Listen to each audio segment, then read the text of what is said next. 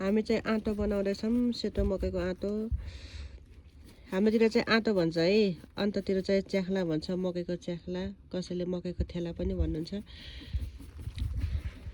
कति ठाउँमा मैले देखेको यो चाहिँ नखाइकन यो मकैको पिठो मात्रै खानु रहेछ तर हाम्रो चाहिँ मकैको पिठो नखाइकन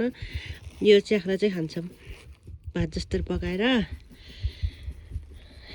किन्नलाई कति गाह्रो कति पैसा भयो भने उतिखेरै आइहाल्छ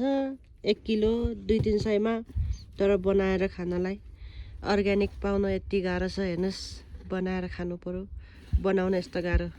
बाँदर जस्तो हुनुपर्छ सेतै बाँदर जस्तो कति गाह्रो हो भन्न यो अहिले चाहिँ पिठो छिन्केको हैन